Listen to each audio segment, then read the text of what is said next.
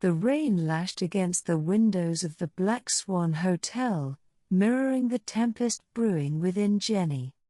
Paul, with his disarming smile and eyes that promised adventure, had swept her off her feet.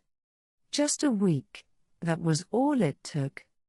A week of stolen kisses by the crackling fire, whispered promises under the ancient oaks, and now a hastily arranged, legally dubious marriage in a village church.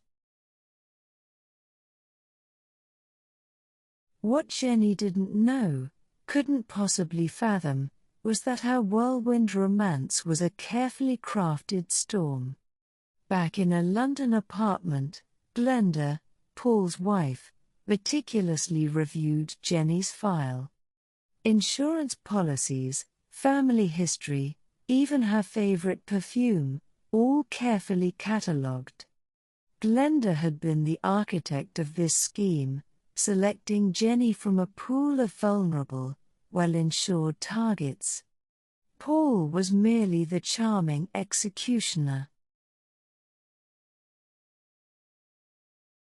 The secluded country house, perched precariously on the cliffs overlooking the churning sea, was picturesque, yet isolating.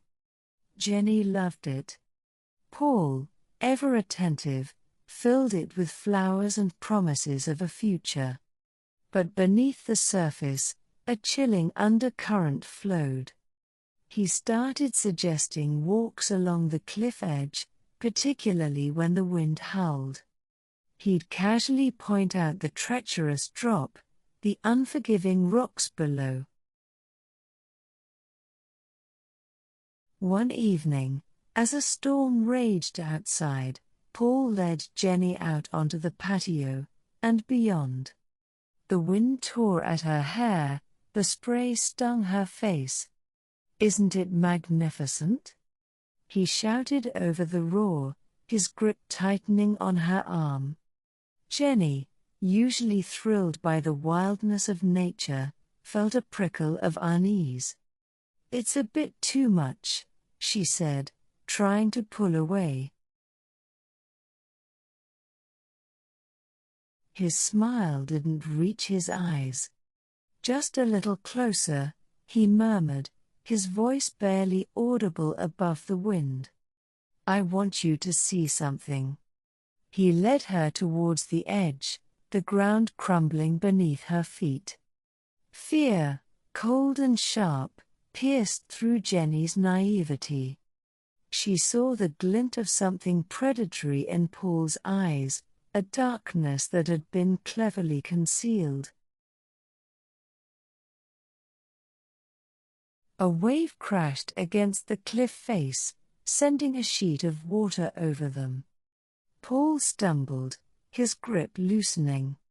Jenny seized the opportunity, twisting free and scrambling back towards the house. Inside, she locked the door, her heart hammering. She knew, with chilling certainty, that her fairy tale had become a nightmare.